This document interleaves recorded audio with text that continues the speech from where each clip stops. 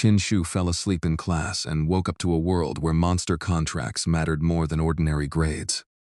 His teacher demanded the formula for a basic contract spirit, but Chin Shu could not even understand the question. Then a beast-tamer selection system appeared, offering rewards whenever he chose between several very different actions. The system could grant beast power skills, alchemy recipe, resistance growth, and permanent improvements to his contracted spirit. That spirit was Little Yellow, an F-rank golden slime everyone considered too weak for serious combat. Normal training barely worked for Chin Shu, so every successful system choice became a shortcut he desperately needed. Those stacked rewards would eventually let Little Yellow overpower beasts that should have been far beyond an F-rank slime. And it all started because Chin Shu chose the most shameless answer his furious teacher could possibly hear. Just before being ordered forward, Chin Shu had been asleep in the back row with his face buried in his arms. His strange laughter disturbed the room so badly that every student eventually turned around to watch him. Li Yuan tried waking him with chalk, but the projectile struck Zhang Dali sitting beside him instead. Zhang's dolly shook Chin Shu repeatedly, receiving only sleepy complaints and more embarrassing noises from his friend. Desperate to end the scene, Dolly whispered that school was already over, and everyone could finally leave. Chin Shu shot upright instantly, knocking his chair backward before realizing the entire class was still watching. The class broke into laughter while Li Yuan's expression darkened enough to make Dolly fear for Chin Shu. That instant reaction to dismissal revealed something important. Chin Shu remembered ordinary school life, not this altered curriculum. Li Yuan pointed him toward the board, because punishment alone would not explain why a familiar student suddenly seemed lost. The question looked elementary to everyone else, which made Chin Shu's blank expression far more alarming than simple laziness. Even his first random answer came from mathematics he remembered from another reality, rather than anything about contract spirits. His classmates assumed another joke was coming, because strange behavior had always been one of Chin Shu's defining traits.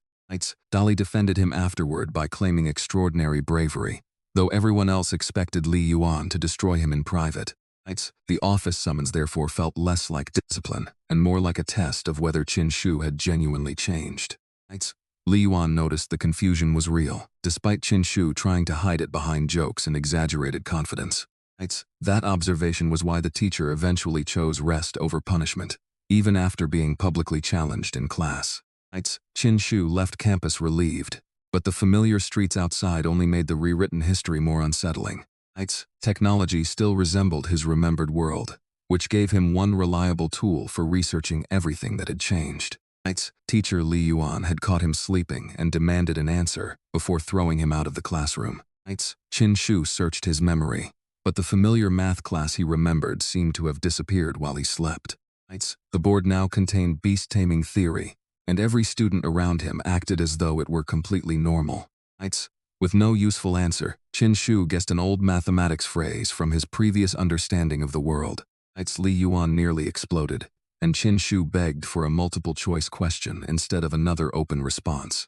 That was when the mechanical notification sounded, and 3 translucent choices appeared directly inside his vision. A safe apology offered only a little beast power, while silence promised a tiny obedience increase for his spirit. The strangest option rewarded a valuable low-grade flame potion if Chin Shu publicly admitted he knew absolutely nothing. Since the reward looked far better than the alternatives, Chin Shu ignored the social cost and chose it immediately. He spread his arms, announced that he had stopped pretending to be a top student, and called himself completely useless. The classroom went silent because nobody expected a student to provoke the famously explosive Li Yuan so openly. Li Yuan calmly ordered Chin Shu into his office, which somehow sounded more dangerous than shouting would have. The system confirmed success, delivered the flame potion, and even added a small obedience bonus for his extraordinary nerve. Inside the office, Li Yuan demanded the real reason behind Chin Shu's sudden inability to answer elementary beast theory. Chin Shu could only admit that he genuinely did not know what had happened to the world around him. A few hours earlier he understood ordinary school subjects, yet one nap had replaced them with monsters. Contract, and awakenings. Li Yuan assumed exhaustion or confusion and allowed him to leave early because the weekend had already begun. At home, Chin Shu checked the date and discovered that history itself no longer matched the world he remembered. The calendar called it the Awakening Era, nearly a millennium after spiritual energy had returned to the planet. Search results showed that spiritual energy had returned centuries earlier and permanently altered human civilization. Spatial rifts could appear near populated areas, turning ordinary neighborhoods into emergency zones without much warning. Beast tamers became society's defensive backbone because conventional humans could not reliably stop powerful dimensional creatures. Rank progression started with ordinary numbered trainee levels before advancing into iron, silver, gold. And king stages. That hierarchy explained why even weak professional tamers received respect far beyond normal civilians. Chin Shu also learned that every contracted spirit carried species, personality, skills, and potential information. Potential usually determined long-term growth, making an F-rank contract a financial risk for ordinary families. His parents had therefore accepted his earlier decision to abandon beast-taming instead of pouring money into Little Yellow. The flame potion reward created another surprise because Chin Shu had accidentally consumed the expensive item himself. He had mistaken the red system reward for something harmless and used it while making a drink. When his father explained that such potion was worth thousands and designed for spirits, Chin Shu quietly avoided confessing. The accidental dose caused warmth but no obvious disaster, proving humans did not gain the intended permanent beast effect. His father's own red fish illustrated another harsh reality. Awakening talent did not guarantee meaningful combat power. A level 1 tamer could live an ordinary life for decades without ever breaking into the professional ranks. That contrast strengthened Chin Shu's refusal to choose the system option, offering money in exchange for losing his talent. He wanted a path ordinary wealth could not buy back once surrendered. Online reports described spatial rifts, outbreaks, professional beast tamers, and powerful contract spirits guarding human cities. Every person awakened around age 15, and talented humans could form contracts with creatures from another dimension. Those tamers enjoyed enormous status because they protected society from beasts escaping unstable spatial gateways. Chin Shu's parents treated the entire subject as ordinary, which confirmed that he was the only confused person there. His father even worked around beasts, though he was merely a level 1 tamer with a long-lived red fish. Then his mother handed Chin Shu the contracted spirit he had awakened years earlier, a sleepy yellow slime. A status panel identified it as golden slime. With a lazy personality. Universal attribute. And the lowest F-rank potential. Its natural talent allowed deep sleep to strengthen defense, while its basic bash attack depended heavily on body weight. The panel even warned against charging enemies heavier than roughly 10 pounds, which made the skill almost comically limited. Chin Shu finally understood why his former self had abandoned the beast tamer path and entered regular classes. An F-rank slime offered almost no future, while his weak academics now gave him no safe alternative either. The system offered another choice when Chin Shu told his parents he wanted to transfer into the beast tamer track. One option promised $10 million, but would permanently erase his beast taming talent and end that path completely. The other simply rewarded beast power for insisting that he wanted to become a real beast tamer. Chin Shu chose the power, surprising his parents with a decision that sounded reckless halfway through high school. His father supported him immediately, saying a serious dream deserved support even if the odds looked terrible. By Monday, Li Yuan argued that one remaining school year was not enough for an F-rank student to catch up. Chin Shu answered by summoning Little Yellow and revealing that the system had already pushed him to level 1. That unexpected breakthrough removed the strongest objection, so the school approved his transfer into Beast Tamer Class 5. Class 5 was the weakest of 5 ranked Beast Tamer classes, but Chin Shu saw it only as a starting point.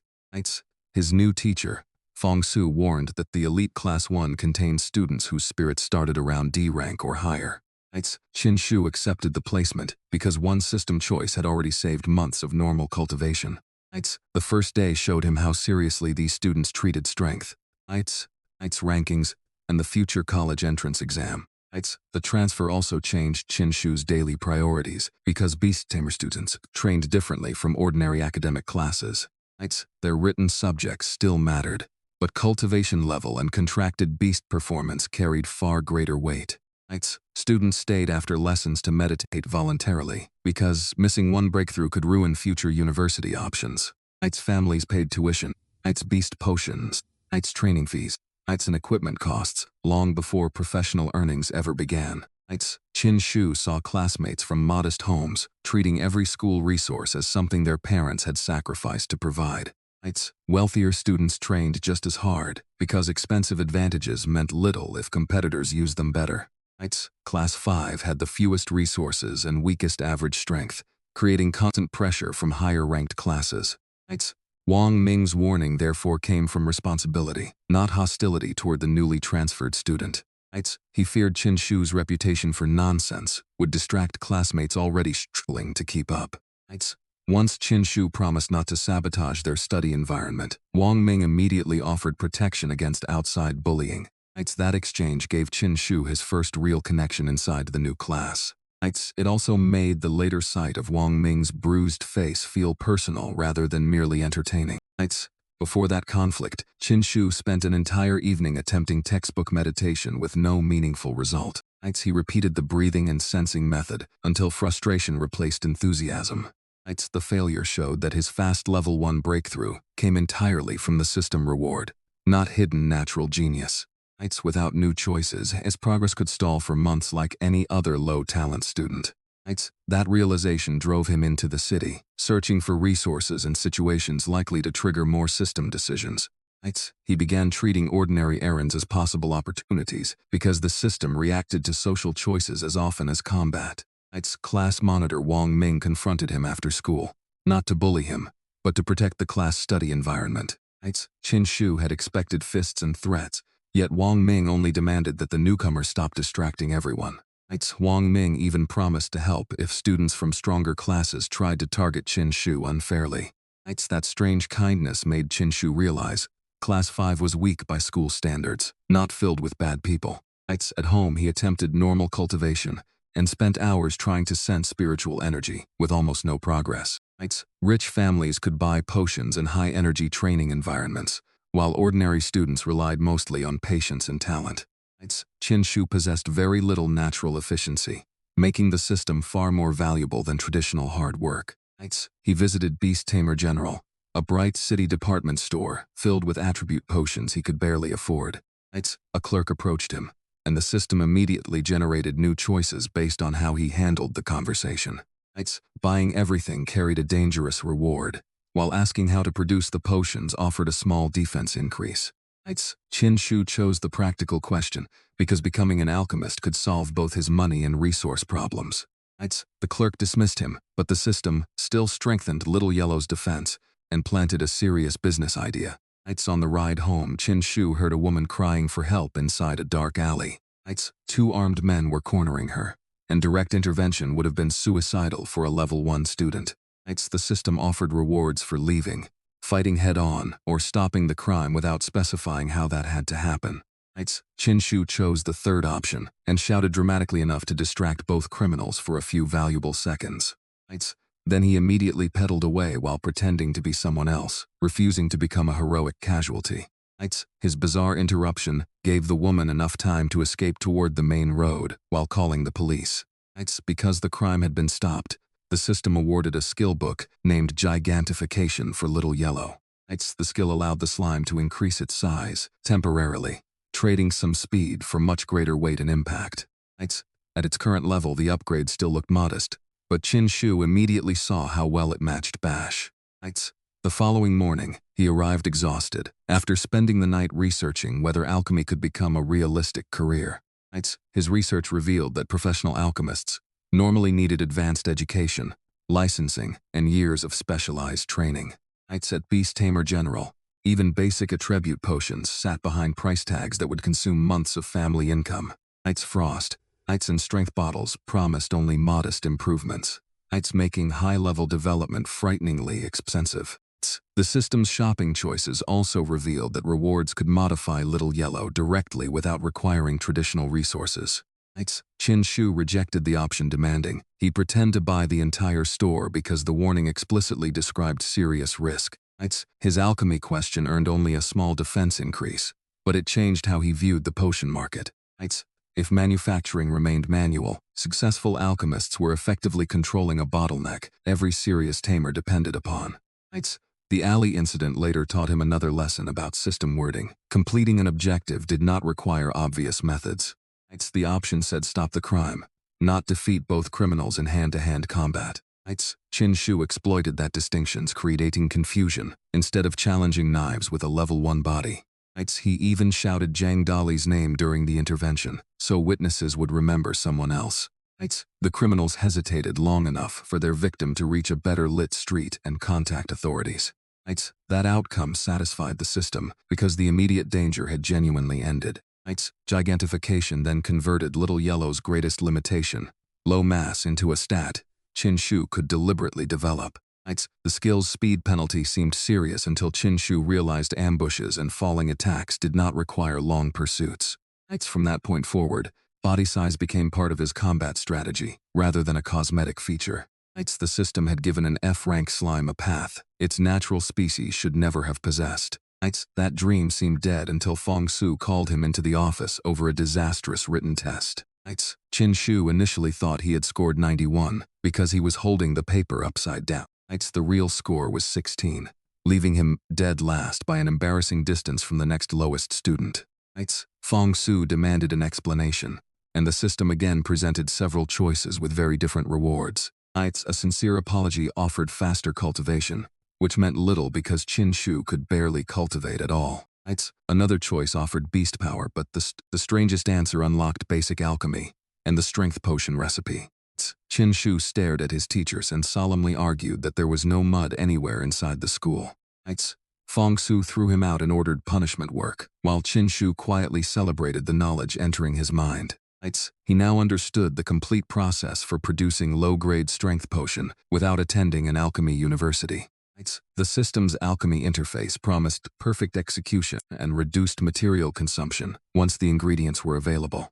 Before he could plan his first batch, Chin Shu found Wang Ming bruised badly in the hallway.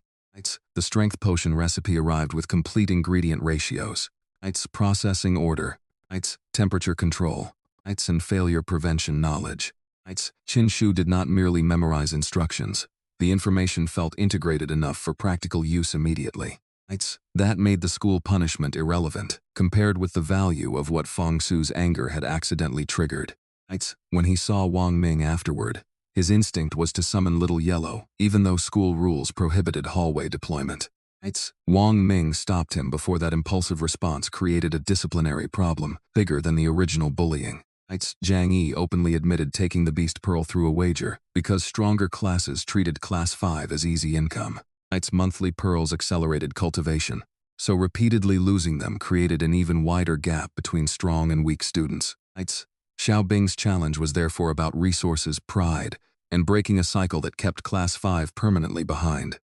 She had once belonged to Class 1, giving her the control skill needed to challenge many weaker opponents consecutively. Her Ice Wolf's freezing aura slowed nearby creatures while sharp claws handled individual targets. Zhang Yi answered with numbers, expecting 24 tamers to exhaust one powerful beast through continuous pressure. Teachers did not stop the duel because controlled competition was considered part of beast-tamer education. The 3-pearl wager made defeat expensive enough that neither side could treat the battle as meaningless practice. Chin Shu originally intended only to support his classmates until the system offered much better value for direct interference. Attacking Zhang Yi's body exploited a structural weakness below iron rank. Most tamers could maintain only one active contract. Calling the skeleton back would save Zhang Yi, but doing so would surrender battlefield control to Xiao Bing. Chin Shu's fertilizer bag solved another problem by blocking identification during the first seconds of the ambush. He used physical strength rather than Little Yellow, avoiding a public illegal summon against another student's body. Inside the arena, the skeleton's degraded coordination gave Xiao Bing the opening she needed against the numerical assault. The remaining Class 3 students lost confidence once their monitor disappeared and their strongest summons stopped receiving effective commands. When Zhang Yi returned, spectators initially joked that the bagged figure might be some bizarre new contracted beast. His humiliation became more painful because the crowd laughed before recognizing who was underneath. Chin Shu immediately performed innocence, promising to investigate the attacker while standing among classmates who knew the truth. Xiaobing never exposed him publicly because his interference had directly helped her recover the lost pearls. A green-haired student from Class 3 admitted beating him after a wager over the school's monthly beast pearls. Class 3 regularly pressured weaker, Class 5 students into these bets, making Wang Ming's latest defeat especially humiliating. Xiaobing, the quiet study representative of Class 5, reacted by challenging the entire Class 3 after school. Her classmates were stunned because Class 3 had 24 students, and even their weakest members were stronger trainees. They still decided to attend together, partly to support Xiaobing and partly to prevent a dishonest group attack. The school combat arena filled with spectators when Xiaobing arrived to wager 3 valuable beast pearls. Class 3 monitor Zhang Yi mocked the challenge until Xiaobing summoned a massive blue ice wolf. The wolf's level 5 aura shocked the crowd and immediately exposed why Xiaobing had once belonged in Class 1. Zhang Yi was only level 4, but he believed sheer numbers would eventually exhaust her single contracted beast. He summoned a skeleton soldier, then ordered the entire class to attack while the ice wolf controlled the center. Frost spread across the arena as Xiaobing directed the wolf with far greater precision than the opposing tamers. Several weaker beasts were thrown aside quickly, yet the numerical pressure kept forcing the wolf to spend energy. Chin Shu watched from the crowd with Little Yellow and waited for the system to give him an opportunity. One option offered a tiny obedience reward for cheering, while another promised beast power for attacking Zhang Yi himself. Chin Shu had no interest in fighting 24 beasts, but an exposed Tamer was a much easier target. He slipped behind the Class 3 section, while everyone watched the ice wolf and skeleton clash. Zhang Yi concentrated completely on controlling his summon and never noticed Chin Shu reaching him from behind. Chin Shu covered his mouth, dragged him toward the restroom, and pulled a heavy fertilizer bag over his head. Then he beat Zhang Yi with his own fists, exploiting the weakness of tamers who relied entirely on summoned creatures. Without clear commands from its master, the skeleton soldier slowed noticeably and lost its coordination against the ice wolf. Xiaobing seized the opening, crushed the skeleton's resistance, and pushed the remaining Class 3 students toward surrender. Zhang Yi eventually stumbled back with bruises and the bag still covering his head, creating instant chaos among spectators. Chin Shu had already returned to his classmates and loudly condemned the mysterious attack as dishonorable behavior. Nobody in Class 5 believed his performance, and Xiaobing noticed the same kind of bag inside his backpack. Zhang Yi could only surrender the wager, handing over the 3 beast pearls after losing the match. The victory restored Class 5's pride, while the unidentified bathroom attacker became the real story everyone discussed afterward. More importantly, the system reward pushed Chin Shu from level 1 to level 2 without months of ordinary cultivation. Xiaobing caught him while he was leaving and tossed him one of the recovered beast pearls. She admitted she had seen enough to know who actually disabled Zhang Yi during the most dangerous part. The pearl Xiaobing gave him was valuable, yet Chin Shu quickly discovered ordinary cultivation items did not fit his growth method. System power arrived instantly. While a beast pearl normally required prolonged meditation, he performed extremely poorly. The alchemy tree therefore looked more useful than the pearl, because it could generate money and direct beast upgrades. Strength potion was only the first illuminated branch, with several stronger or specialized formulas still locked behind progress. The system also tracked proficiency, meaning repeated production could unlock higher grades, instead of leaving Chin Shu permanently at beginner level. Strength flowers grew in dimensional spaces, where harvesting risk helped explain their inflated city prices. Licensed companies controlled official supply, leaving inexperienced students dependent on expensive resellers or the black market. Zhang Dali knew the market because his iron rank parents moved around professional beast-tamer circles.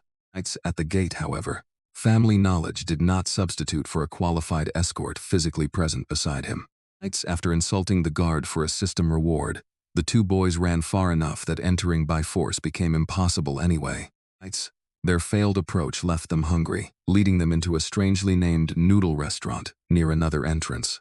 The restaurant owner used awkward marketing language that turned every innocent sentence into something the boys found suspicious. They abandoned the meal after spotting Su Xiaoyu outside, Recognizing a legal escort was more useful than another argument with guards. Wang Tong's presence introduced the up-city competition, though Su Xiaoyu had not committed to joining his team. Inside the market, Chin Shu learned that scams and genuine dimensional materials existed side by side with almost identical presentation. The painted strength flower would have trapped him, without the system specifically identifying the fraud. Zhang Yi's arrival turned that scam into revenge, because Chin Shu could push the price upward without ever intending to buy. His final 40,000 bid punished Yi's pride more effectively than another hallway argument could have done. The merchant understood the opportunity and disappeared before the angry buyer had time to examine his purchase carefully. Zhang Dali's confession about the group chat explained why Chin Shu's secret attacks had never remained secret for long. Chin Shu accepted the pearl, then returned home to examine the alchemy system he had unlocked earlier. A branching interface showed strength, fire, ice, and body-related potion paths, though only strength was currently usable. His strength potion proficiency already functioned at master level, reducing required materials and guaranteeing successful production through the system. The central ingredient was a strength flower, was harvested from dimensional spaces and difficult for unlicensed students to purchase legally. That left the black market, so Chin Shu contacted his longtime friend Zhang Dali for help finding an entrance. Zhang Dali came from a better-connected beast-tamer family, though he personally had no awakening talent at all. The two rode toward the city's outskirts, where a guarded entrance blocked ordinary civilians and weak trainees. The guard demanded a level 5 escort, immediately rejecting both teenagers after sensing their low power. System choice offered Chin Shu a gigantification upgrade if he whispered an insulting secret phrase to the guard. Chin Shu delivered the phrase, then sprinted away with Zhang Dali before the furious man could catch them. The reward upgraded gigantification enough for Little Yellow to expand to roughly 4 times its normal size. They still needed entry, and chance provided it when they spotted top student Su Xiaoyu walking nearby. Su Xiaoyu was the strongest student in their grade, a level 7 tamer with an A-rank firebird. She was accompanied by Wang Tong, the elite student from another high school who wanted her on his tournament team. Zhang Dali mocked Wang Tong so casually that the highly ranked student left irritated rather than impressed. Su Xiaoyu agreed to escort Chin Shu and Zhang Dali through the entrance before separating to handle her own business. Inside, the black market looked less like a hidden alley and more like a crowded district packed with questionable merchants. Vendors advertised impossible treasures, fake monster core, eggs, and mysterious materials with almost no reliable guarantees. Zhang Dali happily bought a supposed dragon core for 10 yuan, treating the obvious fake as a funny souvenir. Chin Shu focused on finding a real strength flower, but the system exposed the first one as painted counterfeit merchandise. Before he could confront the seller, Zhang Yi appeared and tried to outbid him for the same flower. Chin Shu realized he could use Zhang Yi's pride against him without spending any money himself. He kept raising the price until Zhang Yi angrily paid 40,000 yuan for the worthless painted plant. The merchant disappeared immediately, while Chin Shu walked away before anyone could demand payment from him. Zhang Dali then admitted he had already told the class group chat that Chin Shu was the bathroom attacker. That explained how Zhang Yi knew exactly whom to hate, and it destroyed Chin Shu's hope of staying anonymous. Real strength flowers proved far too expensive for profitable low-grade production, so Chin Shu began considering temporary work instead. A nearby shop offered insulting wages, convincing him that ordinary employment would never fund serious beast development. Before they could leave, an explosion shook the market, and a high-level battle erupted above the crowded street. Su Xiaoyu's firebird was being restrained by a shadow creature, controlled by a dangerous level 9 tamer. Most people fled because stopping that enemy safely would normally require an iron rank professional. Chin Shu and Zhang Dali initially ran too, until the system offered a major stat reward for capturing the beast's owner. The system even marked the hidden tamer's location, solving the hardest part of reaching him through the panicked crowd. Chin Shu summoned Little Yellow as a distraction, while he and Zhang Dali approached the marked man from behind. The oversized yellow slime caught the criminal's attention because nobody expected such a ridiculous creature to enter the battle. Once the man looked away, Chin Shu and Zhang Dali covered his head with another heavy bag. They attacked the exposed Tamer directly, before he could recall the shadow creature to defend his body. The pair even shouted other students' names while swinging, shamelessly trying to confuse anyone listening nearby. With its master unconscious, the shadow creature disappeared and released Su Xiaoyu's trapped firebird. Only afterward did bystanders recognize the defeated man as Lu Wei, a wanted criminal carrying a large official bounty. The city guard arrived, secured the fugitive, and recorded Chin Shu's information for the reward payment. Su Xiaoyu thanked both boys sincerely because their reckless ambush had prevented her firebird from being seriously harmed. She offered to repay the favor, and Chin Shu immediately asked whether her family's company had summer work. Su Xiaoyu explained that her relatives operated a major pharmaceutical business focused on beast-taming potions. Zhang Dali wanted a security job, while Chin Shu claimed he could already work directly with alchemy. Su Xiaoyu clearly doubted that a high school student could brew professional potions, but she invited him to try. The wanted criminal incident also changed Su Xiaoyu's view of both boys, who had previously seemed like harmless troublemakers. She saw that their ridiculous tactics could become effective when a stronger opponent ignored the vulnerable human body. The firebird's restraint vanished the moment Lu Wei lost consciousness and could no longer maintain the shadow creature. Bystanders then checked official information and discovered the captured Tamer carried a 100,000 yuan bounty. That reward transformed the night from reckless rescue into Chin Shu's first serious source of independent capital. Su Xiaoyu's gratitude also opened a legitimate door into the pharmaceutical industry he had been researching since the store visit. For Zhang Dali, the same favor opened a security job that sounded far more exciting to him than it did to anyone else. Chin Shu specifically requested alchemy work because access to ingredients mattered more than wearing a uniform at the entrance. Su Xiaoyu warned that she could introduce him, but she could not force trained professionals to accept impossible claims. That uncertainty made the coming interview another genuine test of whether the system's knowledge worked outside theory. That night, another system choice rewarded Chin Shu simply for sleeping instead of cultivating until morning. The absurd contrast suited him perfectly, because ordinary cultivation remained his least efficient way to become stronger. By the next school day, his reputation had changed from class clown to the strange student who fought Tamers directly. Students praised the fertilizer bag trick, though Chin Shu pretended the attention was an unfortunate burden. Then Zhang Yi's older brother Zhang Nan entered Class 5 looking for the person who humiliated his family. Zhang Nan was a level 6 senior and expected his age, strength, and reputation to intimidate a younger student. He reached toward Chin Shu's face, but Chin Shu caught his wrist before the hand could land. The system offered a powerful skill book if Chin Shu responded immediately instead of backing down. Chin Shu slapped Zhang Nan across the face, then reminded him that summoning a beast against a student violated strict law.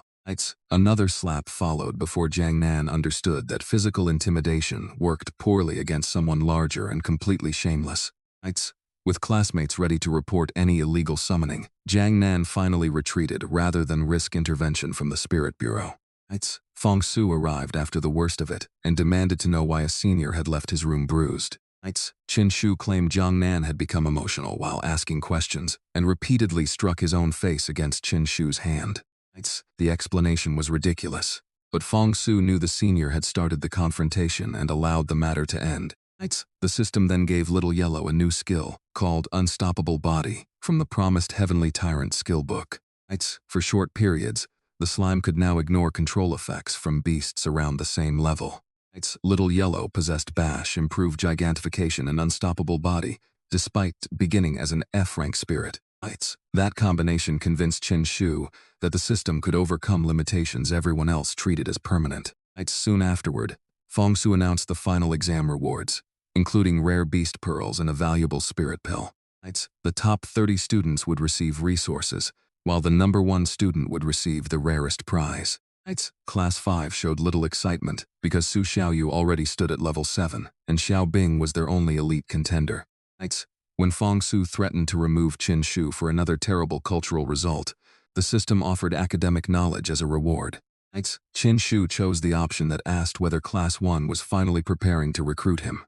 His teacher nearly exploded again, but the system downloaded high school beast history directly into Chin Shu's memory. For the first time, textbooks stopped looking like another language and began connecting into a coherent understanding of the world. Xiao Bing noticed his sudden studying and offered personal tutoring because she thought he was finally taking school seriously. Another system choice offered broader resistance for Little Yellow if Chin Shu questioned whether she doubted his intelligence. He chose the resistance, embarrassing Xiao Bing by rejecting the offer with unnecessary confidence in front of everyone. The choice strengthened Little Yellow again, while Chin Shu's social instincts remained as questionable as ever. The history download did more than prepare answers. It taught Chin Shu how previous dimensional disasters shaped modern beast-tamer law. He finally understood why schools punished illegal summons so severely and why public combat required designated arenas. The knowledge also gave context to university rankings, professional associations, and the country's dependence on elite tamers. Classmates interpreted his sudden concentration as possible illness because they had never seen him voluntarily study for hours. Xiao Bing's tutoring offer came from responsibility as study representative and growing trust after the Class 3 battle. Her embarrassment after being rejected showed that Chin Shu's choices could improve stats while still damaging ordinary relationships. Wang Ming openly called him hopeless at understanding the moment, though Chin Shu cared more about the resistance reward. The system had again converted a social decision into a permanent improvement Little Yellow could carry into later fights. That pattern encouraged Chin Shu to keep choosing practical rewards, even when the required dialogue made everyone around him uncomfortable. By then his reputation was becoming a strange mixture of academic disaster, shameless opportunist, an unexpectedly loyal classmate. After school, Jiang Nan returned with several seniors and tried to surround Chin Shu near the main gate. Chin Shu reacted before they touched him, screaming that seniors were murdering students until guards began watching. The group panicked because even a false scene could create serious disciplinary trouble this close to graduation. Director Ma arrived, heard Chin Shu's wildly exaggerated accusations, and immediately blamed the scene for provoking a younger student. Jiang Nan protested that nobody had attacked anyone, but his already bruised face made the entire situation look worse. Chin Shu escaped the confrontation without fighting, while the senior group left increasingly desperate to regain its reputation. For the next week, Chin Shu stayed unusually quiet and focused on exploiting the knowledge the system had granted. Two smaller choices strengthened Little Yellow's body and increased its size, improving combat ability without revealing anything publicly. Even at level 2, the slime could now threaten ordinary level 3 beasts through raw weight and accumulated stat bonuses. During a short school break, Li Yuan unexpectedly called Chin Shu into the office to meet a Spirit Bureau officer. Zhang Dali was already there, enthusiastically retelling the black market incident as though they had defeated an army. Officer Wang Chen knew Zhang Dali too well to believe the heroic exaggeration, but he still praised their result. Lu Wei had been a wanted criminal, and capturing him while protecting Su Xiaoyu qualified for a substantial reward. The officer questioned how Chin Shu identified the hidden tamer among so many people during the chaotic battle. Chin Shu could not explain the system's target marker, so he claimed the man's face simply looked suspicious enough. Wang Chen warned that attacking strangers based on intuition could easily turn a lucky success into a criminal mistake. Chin Shu answered that the bag had hidden their identities anyway, which only made the adults more concerned. Despite their methods, the Bureau paid the promised 100,000 yuan because Lu Wei's capture was legitimate.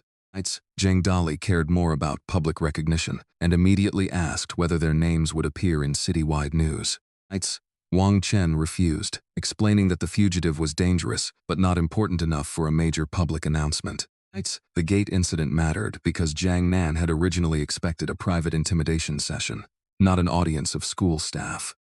Chin Shu understood that creating witnesses could be safer than proving strength against several older students at once. His exaggerated cries attracted guards before the seniors could decide whether to risk a physical attack. Director Ma already knew Jiang Nan's reputation, making the older student's explanation sound less convincing than Chin Shu's performance. The senior group left with no official punishment described, but the failed ambush made direct retaliation increasingly inconvenient. Chin Shu used that quiet week to avoid dark alleys and other places where school rules could not protect him. He also discovered that repeated small system choices could stack meaningful improvements even when individual rewards looked minor. Little Yellow's growing size made Bash more dangerous because the skill calculated damage partly through weight difference.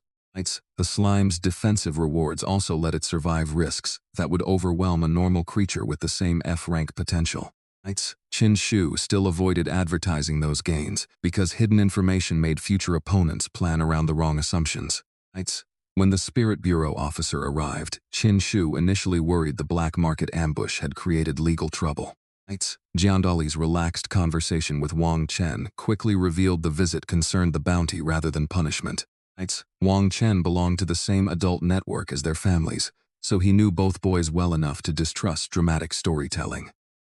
He praised the result while separating lucky tactics from methods he would ever recommend to students. The bounty also showed that dangerous criminals existed outside school rivalries and could appear anywhere beast-tamers gathered. Chin Shu accepted the warning even though the system had rewarded exactly the kind of risk adults wanted him to avoid. The tension between safe advice and profitable choices would keep shaping his decisions from that point forward. He wanted system rewards, but he increasingly learned to search for loopholes that reduced the physical danger of earning them. Li Yuan then punished Jiang Dali's obsession with fame by assigning pages of history copying during the holiday. Before dismissing them, both adults warned that courage without sufficient strength could get students and bystanders killed. Jiang Dali's father picked them up afterward, giving Chin Shu another glimpse of what real professional strength looked like. Jiang Fong had already reached iron rank, a stage vastly above the trainee levels Chin Shu currently understood. At iron rank, a Tamer's first spirit evolved its bloodline, and the human gained enough physical feedback to become superhumanly strong.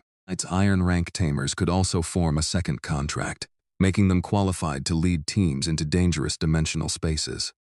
When Chin Shu asked about those dimensions, Jiang Fong described both priceless resources and the constant possibility of death.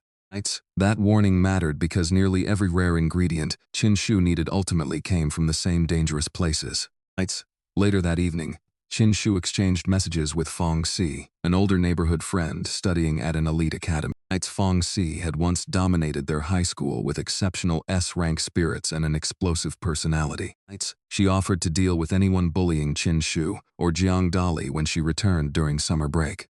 Chin Shu immediately started considering a list of people he would happily let her intimidate on his behalf. He also contacted Su Xiaoyu for advice about the pharmaceutical company interview scheduled for the following day. Su Xiaoyu explained that high school students might become laboratory assistants, but professional alchemy required much more training. Chin Shu asked what happened if the applicant could already brew one potion perfectly, but she assumed he was joking. A late system choice again rewarded sleeping instead of cultivation, giving Chin Shu more beast power with almost no effort. He overslept until noon the next day and discovered Jiang Dali had somehow done exactly the same thing. They rushed toward the high technology district, where the huge 666 pharmaceutical company dominated several buildings. Su Xiaoyu had already informed security about them, so Jiang Dali received his desired guard interview almost immediately. Chin Shu asked to work in alchemy instead and was escorted upstairs toward a tightly controlled laboratory department. There he met Su Qing Shua, a cold young employee who dismissed his application before properly examining him. She assumed a teenager claiming professional alchemy knowledge was wasting everyone's time and ordered him to leave. The system offered several reactions, including one reckless option Chin Shu wisely decided would probably get him arrested. He chose to sneak into the laboratory instead, earning another improvement for Little Yellow while searching for an opportunity. Chin Shu borrowed a white coat and mask, then walked through the department with enough confidence to resemble management. Jiang Fong's description of dimensional space changed the scale of Chin Shu's ambitions beyond classroom rankings. A single successful expedition could produce resources worth fortunes, while one bad encounter could erase an entire team. Professional groups therefore valued scouting, preparation healing, chains, and reliable teammates as much as raw attack power. Chin Shu's own combat style was still too immature for that world, no matter how quickly Little Yellow improved. Fong Si represented the opposite extreme, someone who had already converted extraordinary natural talent into elite academy status. Her two S-rank contracts had broken local records and made her a figure younger students remembered years later. Chin Shu chose not to reveal his transfer because surprising her later sounded more entertaining than explaining gradual progress. Su Xiaoyu's messages provided a more immediate reality check about alchemy employment. She knew her family company well enough to understand that laboratory access normally required credentials Chin Shu did not possess. The fact that he could brew one formula perfectly would matter only if professionals actually witnessed the result. Chin Shu therefore treated the interview less like a request for permission and more like a chance to demonstrate value. Oversleeping nearly ruined that plan, showing that system rewarded rest could still create ordinary scheduling problems. Zhang Dali's darkened home made the situation even stranger because his father's beast skill improved sleeping conditions dramatically. Both boys emerged around noon, convinced for several seconds that the bright sun somehow belonged to midnight. They recovered quickly, skipped any careful preparation, and headed toward the company with their usual confidence. At the entrance, Su Xiaoyu's name removed bureaucratic friction but could not guarantee Chin Shu a laboratory position. The security staff accepted Zhang Dali immediately because basic guard work required far less proof than professional potion production. Chin Shu willingly separated from his friend because the alchemy department offered far greater long-term value. Workers who did not recognize him assumed he belonged there, allowing him to reach an empty strength potion laboratory. 5 valuable strength flowers and the required secondary herbs were sitting unused on the preparation table. The system confirmed that every needed ingredient was available, and Chin Shu activated its assisted crafting process. His hands moved with precision. He had never practiced physically, measuring ingredients and controlling every stage without hesitation. The first batch produced genuine low-grade strength potion and advanced the system toward unlocking a stronger recipe. Instead of stopping, Chin Shu continued until 13 bottles stood on the table from materials that normally yielded much less. His perfect success rate and reduced material consumption gave him a profit margin ordinary alchemists could not realistically match. Hearing footsteps, Chin hid several surplus bottles inside system storage before anyone could inspect the full result. Su Qingxua entered with another pharmacist, recognized the unauthorized student, and immediately prepared to throw him out. Then the other pharmacist noticed the finished bottles, tested them, and confirmed they were genuine strength potion. Su Qingxua's anger turned to disbelief because a high school student had just outperformed trained professionals. When asked about failure rate, Chin Shu casually claimed that he essentially never failed when brewing this formula. The company could not ignore that efficiency, so Su Qingxua reversed her decision and offered a working position. Chin Shu demanded an apology for her earlier treatment before accepting, forcing the proud employee to acknowledge her mistake. He then claimed he might eventually handle mid-grade and high-grade versions as well, increasing their interest further. Because he lacked a license, the paperwork listed him as an assistant while paying him close to professional rates. His day quota required only 5 bottles, and the contract allowed pharmacists to keep surplus production beyond company requirements. That clause turned the job into something far more valuable than the official daily salary. Using the system, Chin Shu could produce many more bottles than the company expected from the same materials. By the end of his first afternoon, he had completed several batches while older employees were still struggling with theirs. The company's actual limitation was not his speed, but the small number of strength flowers it could acquire daily. Su Xiaoyu arrived with her uncle Zhao Chong and was visibly stunned to see Chin Shu working inside a private lab. Zhao Chong praised the young alchemist after hearing how many successful batches he had produced in only a few hours. Chin Shu dismissed the achievement as basic work, which sounded arrogant because experienced professionals knew it was anything but basic. Zhao Chong decided Chin Shu could handle the company's strength potion production, though available ingredients would remain tightly limited. He doubled the temporary wage and offered a long-term professional future if Chin Shu wanted to specialize in alchemy. The system immediately presented a dangerous trade-off tied to accepting that permanent career. One option unlocked an enormous alchemical knowledge reward, but would make Chin Shu lose his contracted beast completely. The alternative kept him on the beast-tamer path and added more beast power instead. Chin Shu rejected the permanent pharmacist position because little yellow and future combat strength mattered more than easy wealth. Inside the laboratory floor, Chin Shu noticed that every workstation depended on human precision rather than automated production lines. That confirmed his earlier research that successful alchemists remained a bottleneck even inside a large pharmaceutical company. His stolen lab coat worked because employees expected unfamiliar specialists and focused more on clothing and confidence than faces. Chin Shu even walked through active rooms offering vague encouragement, and workers mistook him for someone senior enough to inspect them. The empty strength laboratory finally gave him exactly what he needed. Ingredients, equipment, privacy, and a formula he already understood. System-assisted crafting did not create materials from nothing. It simply prevented waste through perfect execution.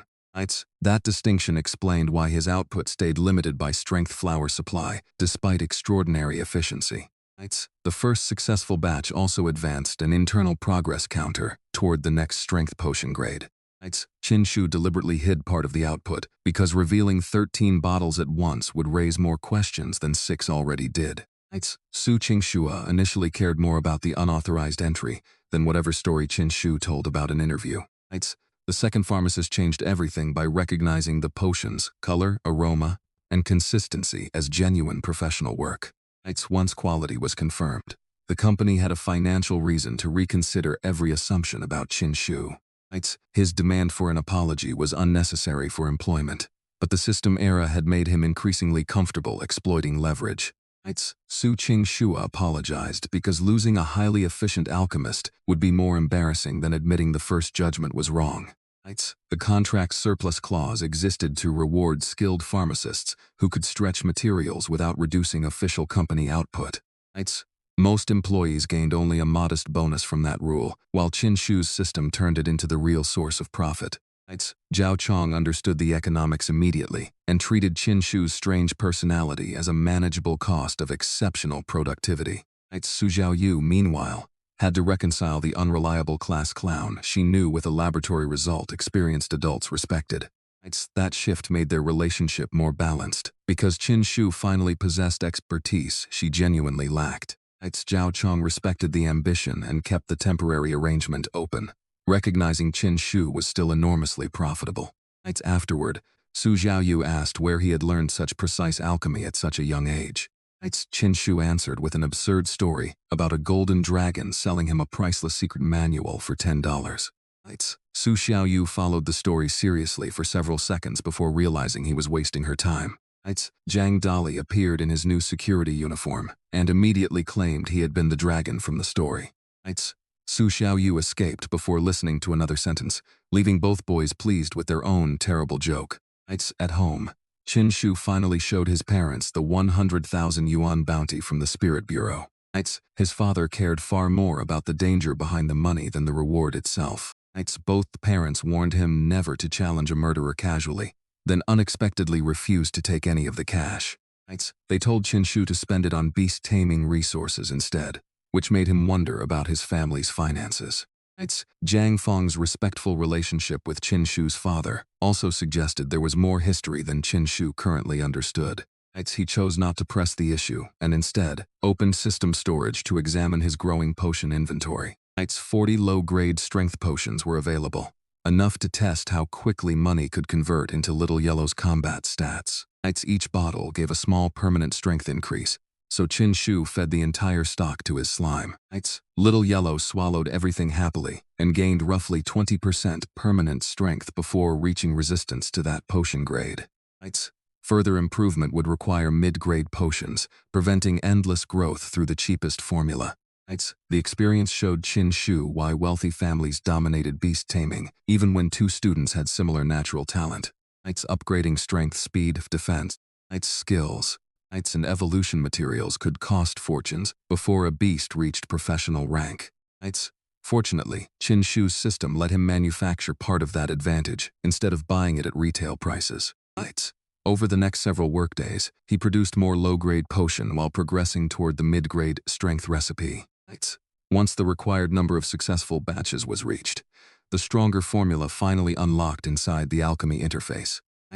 Mid-grade potion required more strength flowers, however, and the company did not have enough for unrestricted experimentation. Chin Shu returned to the black market with surplus low-grade bottles, planning to convert finished product into rarer ingredients. A legitimate shop offered only a fraction of retail price because Chin Shu had no license or authorized sales channel. He accepted the poor rate anyway and purchased 4 sets of materials for mid-grade strength. Searching for privacy, Chin Shu chose the least glamorous laboratory imaginable, an empty public restroom stall. Inside the locked stall, he spread the ingredients carefully and activated the system's automated alchemy assistance. The mid-grade formula was more complicated, yet the system still guided every motion with absolute precision. After focused preparation, 13 bottles appeared from the first batch, followed by another 13 from the second. That gave Chin Shu 26 mid-grade strength potions and meaningful progress toward an eventual high-grade formula. The company arrangement quickly taught Chin Shu how much profit separated raw ingredients from fished beast potions. His system could turn the same flour stock into substantially more sellable product than normal success rates allowed. That advantage remained useful only while ingredients stayed available, making supply access as important as technical skill. When the mid-grade recipe unlocked, Chin Shu finally had a way to keep strengthening Little Yellow after low-grade resistance. The black market remained expensive, but selling surplus bottles gave him a self-funding cycle for better materials. He accepted a bad wholesale deal because immediate access to 4 strength flours mattered more than perfect margins. The restroom stall offered privacy from merchants who might otherwise recognize an unlicensed teenager producing professional goods. Mid-grade crafting required longer concentration, which made the growing crowd outside more than a simple embarrassment. Chin Shu finished before reacting because abandoning a batch would destroy resources worth tens of thousands of yuan. The spectators saw only his back and the bizarre location, not the system controlling every movement. That limited view later protected his identity when videos spread online. The drinking choice looked disgusting, only because everyone assumed the pale liquid had some connection to the restroom. Chin Shu knew the bottle was clean potion and cared only about the large beast power reward attached to the performance.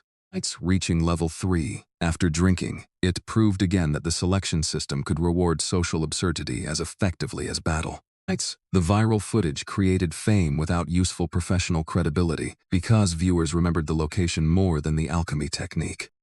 Chin Shu therefore gained attention he could not monetize easily and preferred to avoid revealing his face. The episode also gave him a new nickname before most classmates had even realized his beast-tamer level had changed. By the next morning, the school knew the story, even though the online audience still did not know his identity. Unfortunately, a desperate restroom visitor climbed high enough to look over the stall partition and discovered the strange scene. Word spread instantly, and curious market visitors started peeking over the walls to watch someone perform professional alchemy beside toilets. Chin Shu ignored them until both batches were complete, refusing to waste expensive ingredients because strangers were laughing. When he finally opened the stall, a crowd stood outside, waiting to see the mysterious restroom alchemist. The system offered another set of choices, including a large beast power reward for drinking potion in front of everyone. Chin Shu held up a bottle of pale yellow liquid, smiled at the horrified spectators, and offered them a taste. Nobody moved because the color and location created an interpretation far more disgusting than the truth. Chin Shu drank it himself, knowing ordinary beast potion would not seriously help his body but would satisfy the system choice. The crowd recoiled while the system reward surged through him and completed his breakthrough to level 3. Phones captured his back as he left, creating the beginning of an embarrassing online legend he never intended. By evening, clips of the public restroom alchemist were spreading through local social media without showing his face clearly. Chin Shu cared much more about reaching level 3 than the memes people were already making about his potion. On the ride home, he passed the same dark intersection where the earlier mugging had taken place.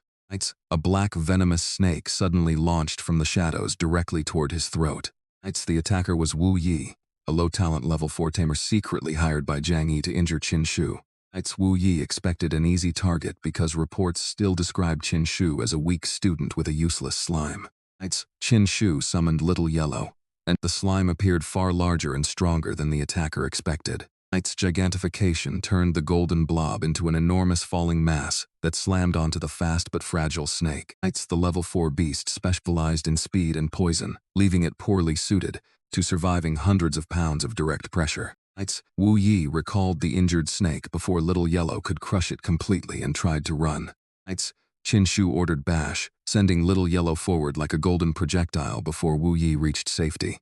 The impact threw the man into a tree hard enough to end the ambush without killing him. Chin Shu demanded the name of whoever hired him, but Wu Yi refused to answer directly. So Chin Shu guessed that Zhang Yi was responsible, and Wu Yi accidentally confirmed the name through his shocked reaction. Satisfied with the answer, Chin Shu left him alive and went home, rather than create a Spirit Bureau murder investigation. The victory proved that Little Yellow could already defeat a higher-level beast when weight and matchup favored its build. At school the next morning, students immediately confronted Chin Shu with the viral restroom alchemist video. His recognizable yellow hoodie had betrayed him, even though nobody online had captured a clear image of his face. Classmates asked whether the yellow liquid had really come from the restroom, forcing Chin Shu to defend basic alchemical dignity. Fong Tzu interrupted the jokes with news about an early senior elite training class. Wu Yi's ambush was the first time an enemy deliberately targeted Chin Shu with a contracted beast outside school protection. The black snake attacked before any warning or formal challenge, proving Zhang Yi had escalated beyond childish competition. Little Yellow's sudden appearance disrupted the attack because its current size no longer matched the reports Wu Yi had received. The snake's poison and speed could have been lethal if it reached Chin Shu directly. Its gigantification instead forced the matchup into Little Yellow's preferred contest of mass, durability, and close contact. Wu Yi recalled the snake because losing a contracted beast could permanently destroy his already limited beast-tamer career. His attempt to flee exposed the human body, just as Lu Wei's exposed position had done in the black market. Bash showed that Little Yellow could convert stored weight into horizontal speed, rather than relying only on falling attacks. Chin Shu deliberately limited the final impact because killing a hired thug would create consequences far larger than school revenge. The bluff about Zhang Yi worked because Wu Yi reacted before thinking about whether Chin Shu actually possessed evidence. That accidental confession removed uncertainty, without requiring torture or a prolonged interrogation. Chin Shu returned home more concerned about future attacks than impressed by winning one favorable matchup. He understood that every public display of power would eventually update the information enemies used against him. Keeping Little Yellow's full skill list secret therefore became a practical defensive strategy, not just personal vanity. The victory still gave Chin Shu confidence because a level 3 F rank slime had just beaten a level 4 specialized attacker. That result would have sounded impossible to anyone judging only potential labels. The school's poor college entrance exam performance threatened its ranking, funding, and future resources. Administrators planned to select the strongest students earlier than usual and invest heavily in them before senior year. Only the top 20 students across the grade would earn those spots after the approaching final examinations. For Class 5, Xiaobing appeared to be the only obvious candidate, while most classmates remained far below the threshold. Chin Shu volunteered that he would work hard, but Fong Tzu gently told him effort mattered more than expecting success. That response irritated Chin Shu because his teacher still saw him as the student who scored 16. Soon, spirit history teacher Mr. Yan called him into an office and accused him of cheating on a quiz. The evidence looked simple. Chin Shu had moved from dead last to a perfect paper within a single week. Instead of confessing, Chin Shu used a system choice that rewarded advanced beast material knowledge for defending himself. He insisted the perfect score came from talent, then invited Mr. Yan to test him with unscripted questions. Mr. Yan asked about the first unstable dimension recorded in the country, and Chin Shu answered immediately. More questions followed about major dimensional disasters, famous suppressions, dragon bloodline, and historic beast wars. Chin Shu answered everyone correctly because the system's downloaded history knowledge remained clear and organized. Mr. Yan's suspicion gradually turned into surprise, then reluctant acceptance that the perfect paper could be genuine. The teachers still did not understand his sudden transformation, but they no longer had evidence of cheating. Meanwhile, It's the new material knowledge reward filled Chin Shu's mind with herbs, ores, it's dimensional resources, and their practical uses. That information would become useful both in exams and whenever he needed ingredients outside normal pharmaceutical supply chains. After school, Chin Shu met Jiang Dali and stopped near a beast development shop surrounded by an argument. A young employee named Wang Qinghan was being pressured by debt collectors while protecting her younger sister. She had borrowed heavily to pay for the girl's awakening preparation, hoping to give the child a better future. The debt had grown through aggressive interest, and the collectors demanded payments Wang Qinghan could barely manage. Jiang Dali expected Chin Shu to intervene when the system appeared, and he followed with sleeves already rolled up. Instead, Chin Shu chose a bizarre option requiring him to cover his eyes and loudly claim he saw nothing. The gang, Wang Qinghan and Jiang Dali all stared as Chin Shu repeated the phrase and calmly walked away. Once safely distant, the system awarded the real objective, a skill book called Violent Execution. The skill let Little Yellow leap high and crush an enemy from above, with damage scaling strongly from body size. That made it a perfect match for a slime already built around gigantification and extreme weight. Chin Shu immediately taught the skill to Little Yellow, adding another combat option without risking a pointless street fight. That evening, he hid the famous yellow hoodie and joked online with Fong Si about eventually joining her academy. Fong Si still believed he was pursuing ordinary academics and had no idea how quickly his beast-taming path was changing. Before sleep, Chin Shu again chose the system's effortless rest reward rather than forcing inefficient overnight cultivation. The next day remained calm until Xiao Bing approached him after class with an unusually uncomfortable request. She needed 100,000 yuan to buy a mid-grade beast pearl before attempting a level 6 breakthrough. Her family could no longer match the resource spending of wealthier elite students, which had pushed her from class 1. Chin Shu had the bounty money available, and another system choice offered useful geography knowledge if he made the loan formal. Mr. Yan's oral questioning covered different periods precisely, so Chin Shu could not rely on memorizing one leaked test. Each correct answer made the cheating theory less plausible and increased the teacher's curiosity about his sudden academic change. Fong Su accepted the result cautiously because Chin Shu's behavior still made conventional explanations difficult to trust. The advanced materials knowledge reward then filled another gap the system had previously left untouched. Chin Shu could now identify resources by appearance habitat, and common beast-taming applications. That knowledge made Zhao Xiaoming's family business far more valuable than a simple place to sell surplus potion. The debt collection scene later introduced Wang Qinghan as another example of how awakening costs could crush ordinary families.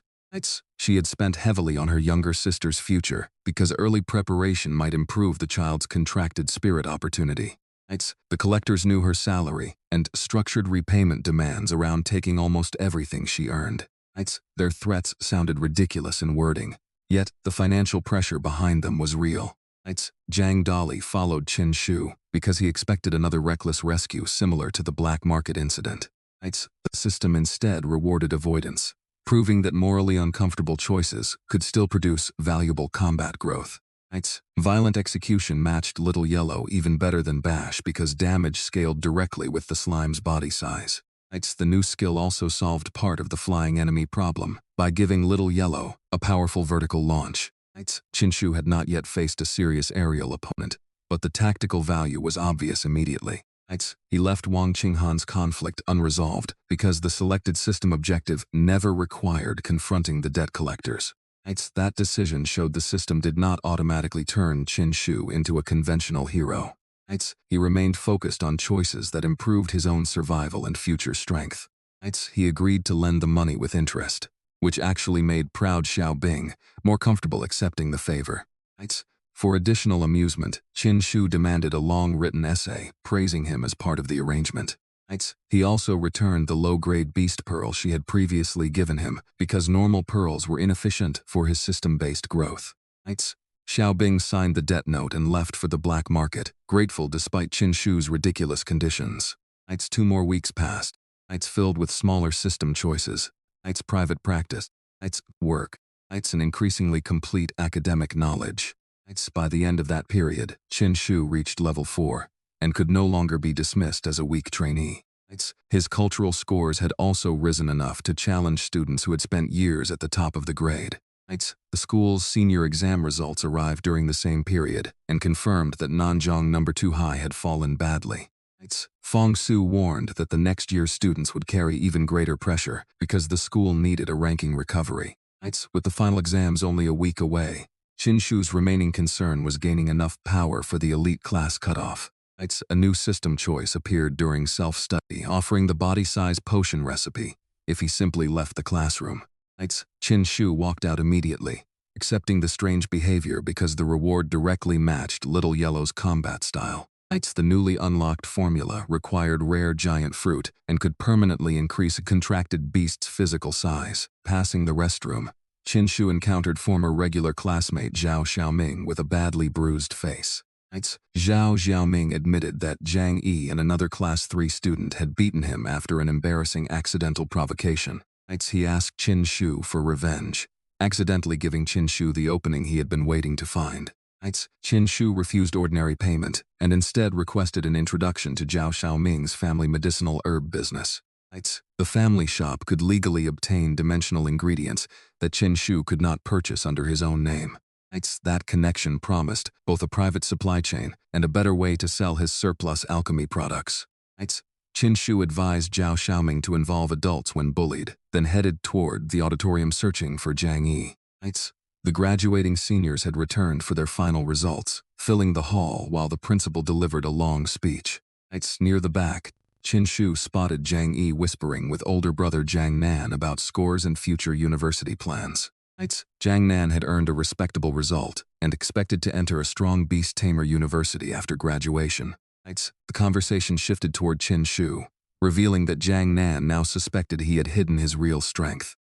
Wu Yi's failed ambush proved that the supposedly level 1 student could defeat a level 4 attacker.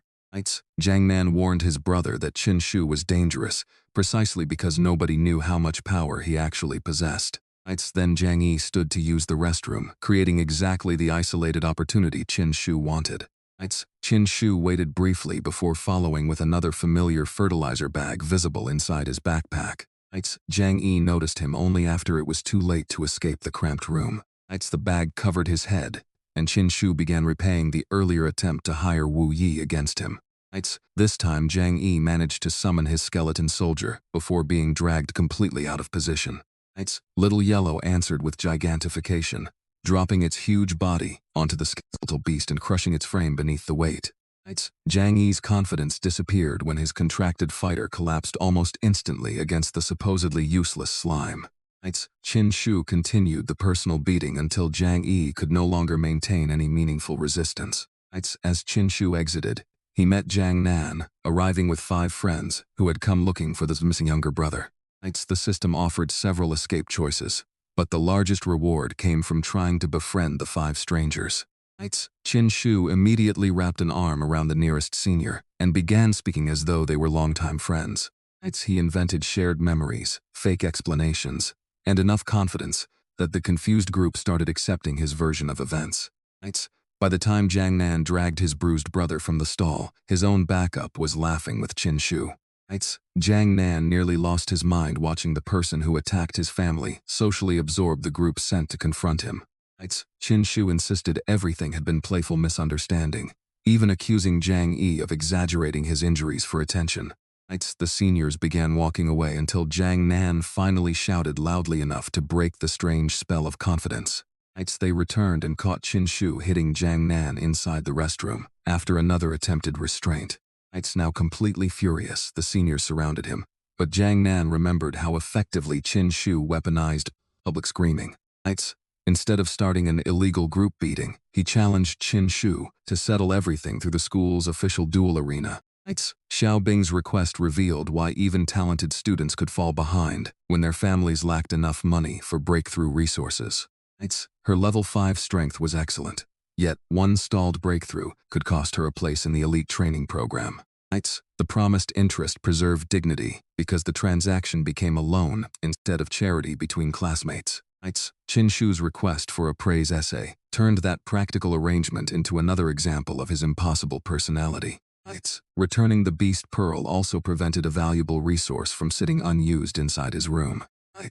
During the following 2 weeks, smaller system choices continued supplying the beast power that normal meditation rarely gave him. Reaching level 4 before finals changed his realistic school standing, even though most teachers still had outdated impressions. The body size recipe then gave him another development path, completely separate from conventional leveling. Xiaoming's bruises provided both a reason to confront Jiang Yi and an introduction to a useful ingredient supplier.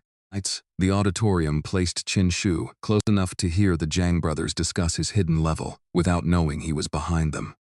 Jiang Nan had correctly concluded that Wu Yi's defeat meant the earlier level 1 information could no longer be trusted. That caution explained why Jiang Yi had started traveling with friends and avoiding isolation around school. The restroom opportunity therefore mattered because it broke a pattern of protection Chin Shu had been unable to bypass for days.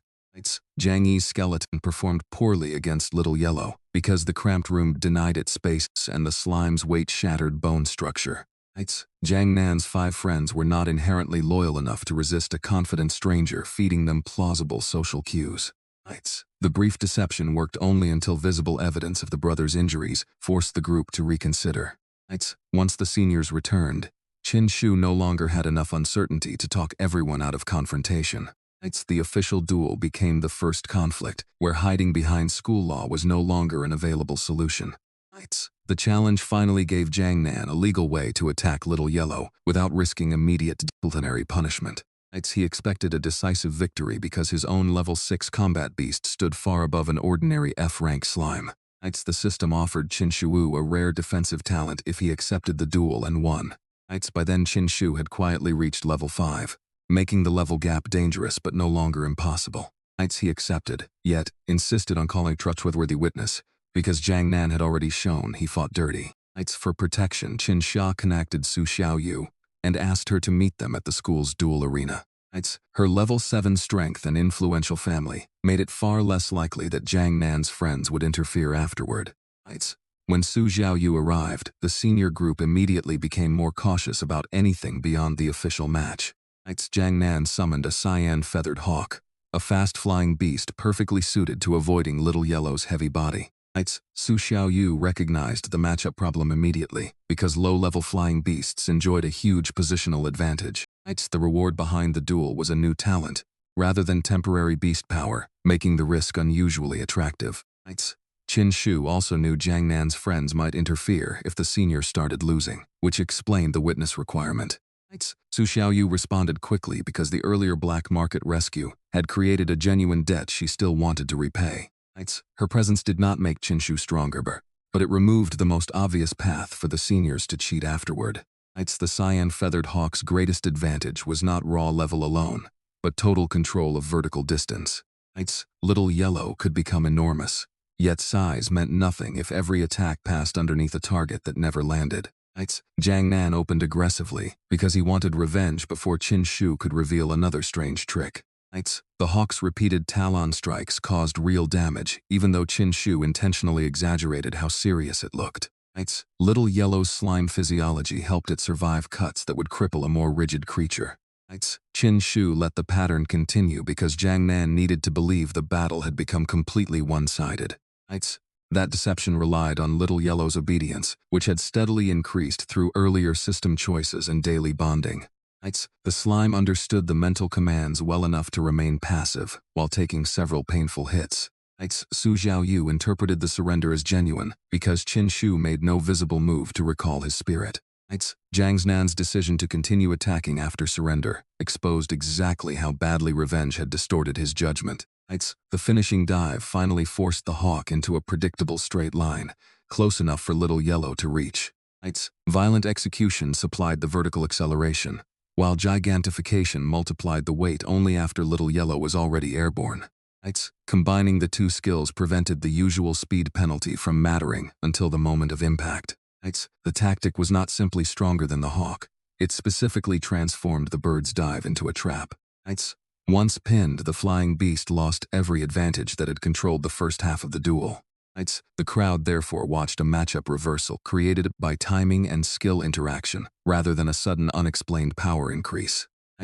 Chin Shu summoned Little Yellow anyway, sending the golden slime down toward the arena with a deliberately aggressive entrance. The hawk dodged the initial falling body easily, while Little Yellow landed and immediately looked half asleep. Its lazy behavior made the spectators question whether such a creature belonged in a serious duel at all. Jiang Nan ordered an attack, and the hawk repeatedly slashed Little Yellow with sharp talons from above. Clear slime blood appeared across the arena, while Little Yellow struggled to reach an enemy that refused to land. The potential gap looked painfully real, because the higher-ranked hawk moved faster and attacked from complete safety. Chin Shu eventually shouted that he surrendered, making his voice tremble as though the damage had genuinely frightened him. Jiang Nan ignored the surrender and ordered a finishing strike, determined to cripple the slime before the exam. Su Xiaoyu warned that an official match ended only when the beast was recalled or forced outside the boundary. The hawk folded its wings and dived directly toward Little Yellow, expecting one final uncontested hit. That was the exact moment Chin Shu had been waiting for since the aerial attacks began. Little Yellow's apparent exhaustion vanished as violent execution launched the slime several meters into the air. The hawk suddenly found itself below a target it had assumed could barely jump from the ground. Chin Shu activated gigantification in midair, turning Little Yellow into a massive golden sphere above the diving bird. The hawk tried to escape, but its own attack trajectory left too little distance to change direction. Little Yellow crashed down and pinned the cyan beast beneath hundreds of pounds of elastic weight. Jiang Nan realized the injured appearance had been an act, not proof that Little Yellow was actually near collapse. Slimes possess tremendous vitality, allowing the creature to absorb damage while waiting for a better tactical position. Little Yellow pressed harder until the hawk's movements weakened, and Jiang Nan finally admitted the fight was lost. When the hawk tried to rise after Little Yellow moved aside, Su Xiaoyu immediately warned Chin Shu not to relax. Chin Shu had no intention of giving Jiang Nan a second chance after the earlier attempt to cripple his spirit. He ordered bash before the hawk regained altitude, turning Little Yellow into a fast-moving golden projectile. The impact launched the hawk across the boundary and straight into Jiang Nan, ending the duel decisively. Jiang Nan could barely understand how an F-rank slime had used multiple active skills at such a low level. Even Su Xiaoyu's A-rank firebird possessed fewer combat skills at the same stage of development. Chin Shu joked about Little Yellow being a secret legendary creature, but refused to reveal the actual status panel. The system then delivered the promised passive talent, Thick Shell, adding another layer to Little Yellow's defensive build. Thick Shell increased normal durability and multiplied that defensive benefit whenever the naturally lazy slime was sleeping. Jiang Nan finally warned his younger brother to stop provoking Chin Shu because hidden power made him too unpredictable. For the first time, the conflict with the Jiang brothers ended through their decision to back away instead of retaliating again. Jiang Nan's final defeat had a social consequence beyond the arena score because his younger brother witnessed the entire reversal. Both brothers had now lost after repeatedly assuming Chin Shu's visible rank. An F label told the whole story. Their decision to stop provoking him closed the longest school rivalry in the source without requiring any apology or friendship. Su Xiaoyu remained curious because multiple skills on an F-rank spirit violated what normal growth theory predicted. Chin Shu protected that information by joking instead of opening the detailed status panel for inspection. Thick Shell then strengthened the same survival strategy Little Yellow had already demonstrated during the hawk fight. Sleeping was normally its laziest behavior, but the new talent converted that habit into a defensive state. That meant Little Yellow could become hardest to damage during the activity everyone previously mocked most. The talent also reinforced a larger pattern. The system was building around the slime's existing characteristics instead of replacing them. Weight-empowered bash and violent execution. Gigantification increased weight, and Thick Shell rewarded the natural sleep talent. Chin Shu's progress was therefore becoming a coherent build, rather than a random pile of unrelated upgrades. Su Xiaoyu's advice about beast pearls remained logical for ordinary students, which was why Chin Shu did not criticize it. He simply knew his own cultivation speed could not justify spending heavily on a resource the system bypassed more efficiently. The special training class still mattered because school resources could support food, equipment testing, and future university preparation. Chin Shu wanted those benefits without becoming dependent on them for every breakthrough. His next business decision followed the same principle by seeking private ingredient access outside the pharmaceutical company's limits. Zhao Xiaoming's parents accepted a premium because restricted ingredients carried legal, storage, and supply costs of their own. Paying extra also meant Chin Shu could avoid explaining why one teenager needed repeated batches of unusual alchemy materials. That privacy reduced the chance of exposing the full range of recipes unlocking inside his system. The arrangement effectively gave Chin Shu a second supply channel besides 666 pharmaceutical in the black market. Su Xiaoyu pointed out that level 5 already placed Chin Shu within realistic range of the elite training class. She recommended beast pearls to force another breakthrough, but Chin Shu knew normal cultivation resources were inefficient for him. His best path remained system choices, profitable alchemy, and targeted improvements that matched Little Yellow's unusual combat style. Back in class, Chin Shu returned so quietly that a substitute teacher did not even recognize him as a student. He invented a ridiculous restroom explanation and escaped another lecture before leaving as soon as the final bell rang. Chin Shu found Zhao Xiaoming, reminded him about the promised introduction to his family's medicinal herb shop. Zhao Xiaoming's parents agreed to private business as long as Chin Shu paid a significant markup for restricted ingredients. The price was expensive, but anonymity and reliable access were worth far more than saving a small percentage. That arrangement gave Chin Shu a legal customer relationship without exposing every detail of his alchemy ability. The next day he skipped ordinary school attendance and returned to 666 Pharmaceutical for a long production session. A backlog of strength flowers had accumulated while he was absent, giving him 14 flowers to process at once. Chin Shu used system-assisted alchemy repeatedly until dozens of low-grade strength potions filled the laboratory. He gave the company its required quota and kept the contractually allowed surplus inside system storage. His private stock had now advanced to higher-grade strength potion through repeated successful refinement. Little Yellow had already absorbed enough of those stronger potions to hit resistance again, leaving many bottles available for sale. Chin Shu needed cash because the new body size formula required ingredients far more expensive than ordinary strength flowers. He carried his private stock back to the black market and decided to sell directly instead of accepting wholesale prices. Without reputation or licensing, however, pedestrians treated his roadside stall like another obvious black market scam. The neighboring vendor recognized Chin Shu's terrible sales technique and offered advice from years of selling questionable merchandise. Chin Shu recognized the same man who had once sold Zhang Dali a fake dragon core for 10 yuan. The vendor proudly called his methods professional sales strategy, even showing a book dedicated to black market scams. Instead of arguing, Chin Shu hired him to gather people and make the stall look crowded. Within minutes, several experienced street sellers surrounded the table and loudly pretended to compete for limited potion. Their acting sounded convincing, but none of them actually produced money, so genuine customers remained suspicious. Chin Shu increased their pay and asked the group to create something more dramatic than enthusiastic shouting. The 14 stored strength flowers at the company represented several missed days of quota rather than unlimited new supply. Chin Shu processed them quickly because repeated crafting had made the system-assisted motions completely familiar. Company assistants had already stopped reacting to his speed, which showed how fast extraordinary performance could become routine. He still separated official output from private surplus carefully, so his contract remained technically satisfied. The higher-grade bottles in system storage were more valuable because Little Yellow had already exhausted low-grade benefits. Once resistance appeared, feeding additional bottles would waste money without increasing the slime's stats. Selling the surplus therefore converted capped improvement into ingredients for a different uncapped category. At the roadside stall, Chin Shu discovered that genuine quality meant nothing if buyers did not trust the seller. The neighboring scammer understood reputation better than alchemy, making him unexpectedly useful despite selling fake merchandise himself.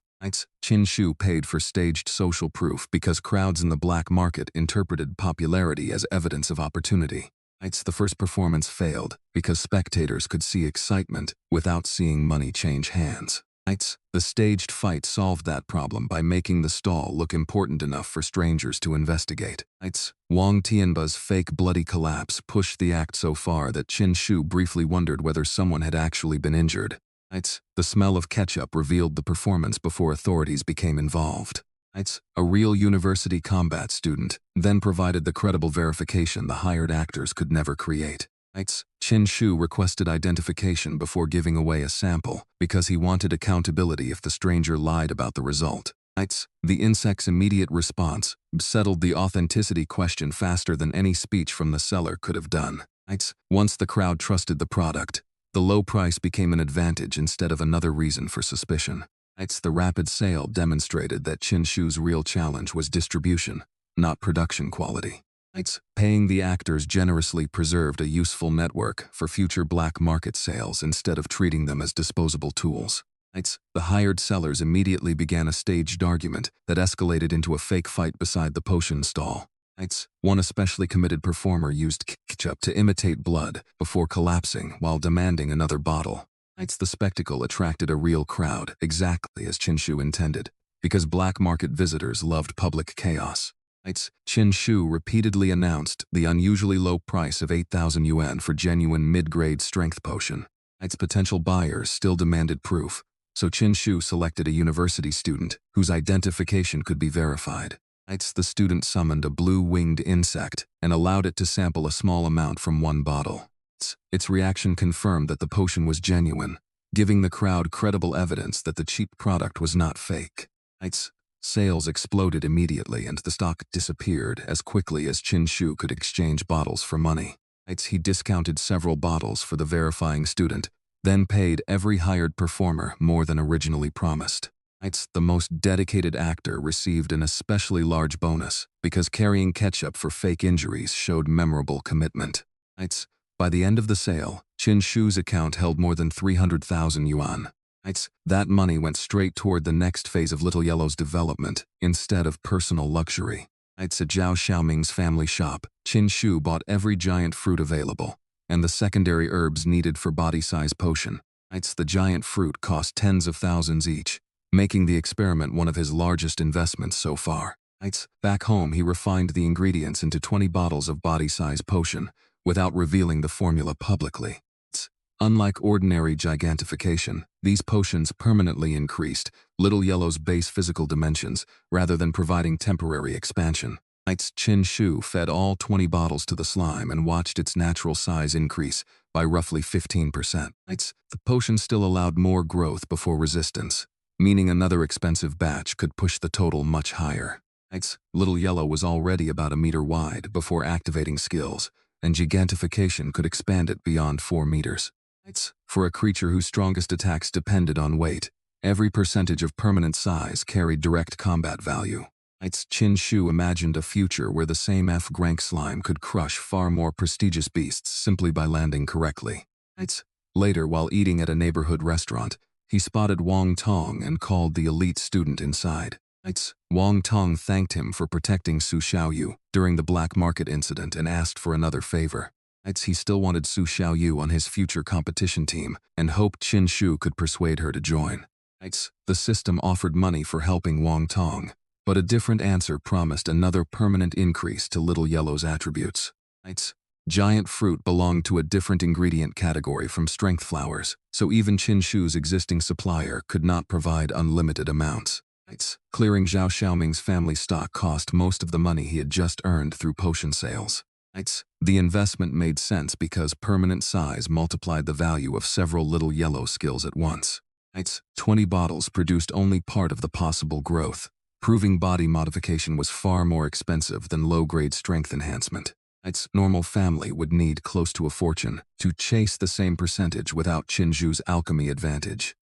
Little Yellow accepted the medicine without resistance because its obedience had grown far beyond the lazy spirit Chin Shu first awakened. The slime's expanded base size also meant future gigantification began from a larger starting point every time. Wang Tong later approached Chin Shu politely, despite their awkward first meeting, because Su Xiaoshu's safety mattered more than personal dislike. His tournament request showed that elite students were already planning beyond school finals towards city-level competition. Chin Shu had no authority over Su Xiaoyu's decision, so helping Wang Tong would have required social persuasion rather than combat. The system offered direct cash for cooperation, but Chin Shu again prioritized permanent stats over immediate money. Suggesting himself as a teammate satisfied the selected option and irritated Wang Tong without creating an actual commitment. The small all-attribute increase strengthened Little Yellow in ways no single potion category could replicate. Even minor percentage rewards mattered, because they stacked on top of strength, size, resist defense, and skill growth already accumulated. By the time finals arrived, Chin Shu's visible level was only one part of his real combat capacity. The written exam still mattered because elite class selection combined academic and beast-taming performance rather than rewarding power alone. His downloaded subject knowledge gave him a rare advantage in both categories at the same time. Finishing early created boredom, which was precisely when the selection system tempted him into disrupting everyone else's concentration. The skill reward made the childish paper flipping worthwhile to Chin Shu, even though Fong Su immediately recognized the behavior. Chin Shu chose the stats and suggested that Wang Tong should join a team led by Chin Shu instead. Wang Tong looked physically uncomfortable with the suggestion, unable to understand where such confidence came from. He left after asking Chin Shu to think about the original favor, while the system delivered the promised improvement. A few days later, the final exams finally began with the written academic portion. 4 subjects covered beast history. Each contributing heavily to the final combined ranking. Chin Shu's system knowledge made the questions straightforward, allowing him to finish far ahead of most classmates. The exam was intentionally difficult because the school wanted results capable of separating elite class candidates. While waiting, the system offered another skill upgrade if Chin Shu disrupted the other students' concentration. He began flipping his paper loudly, making nervous classmates assume he had already reached later sections. The repeated noise increased their anxiety until Fong Su walked over and ordered Chin Shu to stop distracting everyone. Chin Shu blamed a hand cramp, accepted the completed system reward, and quietly rested for the remaining time. Across 2 days, every written subject followed the same serious atmosphere, as students fought for tiny score advantages. When the academic testing ended, Fong reminded everyone that beast-taming performance created far larger ranking differences. Written scores tended to cluster tightly, while power testing could separate weak trainees from elite students by hundreds of points. He specifically warned the class to follow rules during the combat portion and glanced directly toward Chin Shu. Zhang Dali waited outside after the final paper because ordinary track students were already beginning summer break. He planned to spend the holiday gaming, while Chin Shu expected to keep working at the pharmaceutical company. That evening, Chin Shu joined Zhang Dali's family for dinner before the beast-taming exam. Jiang Fong was using a private beast-tamer association network, available only to professionals at iron rank. The listing shocked Chin Shu because ordinary trainee ingredients looked cheap compared with materials used after bloodline evolution. Fong Su's explanation after the written tests clarified why students feared the beast-taming portion much more than difficult theory. A few academic mistakes might cost several points, while a weak contracted beast could lose hundreds against stronger classmates. That scoring structure rewarded actual progression and made expensive family investment directly visible in rankings. Zhang Dali's freedom from the combat exam highlighted how different his ordinary track future looked despite growing up around iron rank parents. He could enjoy summer immediately. While Chin Shu still faced testing, training, work, and future dimensional preparation. At dinner, the Beast-Tamer Association website showed Chin Shu prices from the professional economy for the first time. Iron rank resources could cost more than everything he had earned through weeks of potion production. Those listings also explained why Zhang Fong treated a $1,000,000 purchase as normal professional preparation rather than reckless spending. Professional tamers risked their lives inside dimensions, so equipment and evolution resources operated on an entirely different financial scale. The site was unavailable to trainees specifically because many materials required rank, licensing, and knowledge to use safely. Zhang Dali's mother connected those costs back to the school's elite class by describing how free resources changed student outcome.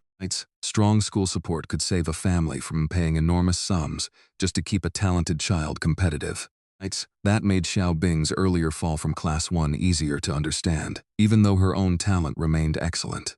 Zhang Dali's family humor also revealed how comfortable Chin Shu was inside their home after years as neighbors. The evolved violent monkey briefly displayed by Zhang Fong gave Chin Shu a concrete example of bloodline advancement. Its potential had improved after evolution, proving that higher rank progression changed quality as well as numerical level. Little Yellow's ordinary evolution path promised only modest potential growth from an already terrible F-rank starting point. Chin Shu therefore recognized that future strength would eventually require solving evolution itself, not endlessly stacking trainee potions. That problem remained unsolved when he went to sleep before the exam, but it became a clear long-term objective. Rare stones, strange fluids, and advanced gigantification fruit cost hundreds of thousands or even millions of yuan. Chin Shu finally understood why local shops carried almost nothing valuable enough for experienced professional tamers. The strongest trade ecosystem existed behind rank restrictions he had not yet qualified to enter. Zhang Fong explained that the state controlled the professional network and invited new members only after reaching iron rank. That information gave Chin Shu another concrete reason to climb quickly instead of remaining satisfied with school rankings. At dinner, Zhang Dali's mother strongly encouraged Chin Shu to qualify for the special training class. She had belonged to an early version of that program and understood how much free resource support it could provide. Students who entered elite training avoided crushing family expenses while gaining better preparation for prestigious beast-tamer universities. Chin Shu appreciated the advantage, though he knew the system remained more important than any school-sponsored resources. Zhang Dali complained that his parents cared more about Chin Shu's exam than their own son's ordinary academic results. His father replied that Zhang Dali's grades were so consistently poor that there was little suspense left. The joke ended with Zhang Dali proposing independence by announcing that his parents could move out of their own home. Zhang Fong responded by using a small evolved ape spirit to strike his son's head as a memorable correction. Chin Shu recognized the creature as an evolved violent monkey with improved potential after its iron rank transformation. That evolution exposed another future problem for Little Yellow, whose F-rank bloodline would normally improve only slightly. Other talented beasts would evolve too, so simple leveling could never erase the potential gap forever. Chin Shu would eventually need an unusual evolution path if he wanted Little Yellow to compete at the highest ranks. For now, however, the approaching school exam provided a clear test of everything accumulated during the previous weeks. The next morning, only beast-tamer students remained on campus, while regular classes were already on summer vacation. Fong Su gathered Class 5 and led them toward the enormous testing arena with more than 200 candidates. The year-level examination used several standardized phases to measure potential. Tamer level, output, and other performance. Potential rating came first because the school already had most contracted spirits registered from awakening. Su Xiaoyu and another top student possessed the only A-rank spirits in the grade. Several students held B-rank contracts, while Class 1 was filled with comparatively strong potential across the board.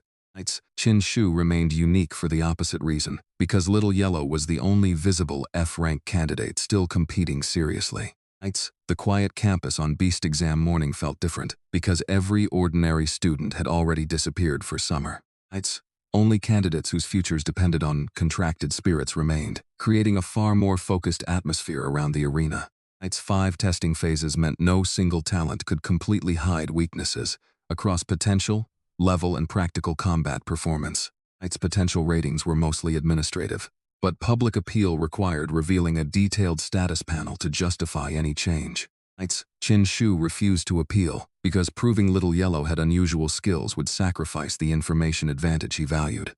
The official F rank therefore remained attached to the slime, even as its real combat ability moved far beyond expectations. Su Xiaoyu's rank rating produced no surprise because everyone had watched her dominate the grade for years. Xiaobing's level 6 result produced far more reaction because financial limitations had hidden how much talent she still possessed. The loaned money and black market pearl had given her the final resource needed for that breakthrough. Wang Ming's level 4 result carried the opposite emotion because he realized his elite class chance had nearly disappeared. Fong Su had to balance pride in Xiaobing with disappointment that most of class 5 remained far behind. Chin Shu's absence interrupted even that moment because nobody expected a student to get lost after entering the testing complex. His accidental freshman detour demonstrated that his academic mastery had done nothing to improve basic directional awareness. The exam insurance stunt was never a serious business plan. It was another opportunistic performance while wandering somewhere he did not belong. Calling every freshman week guaranteed the younger grade director would personally remove him, instead of simply giving directions. That confrontation delayed the sophomore test, but also delivered Chin Shu back before his level could be recorded as missing. Director Lu's assumption about Class 1 showed how strongly confidence in visible behavior influenced adults before official data appeared.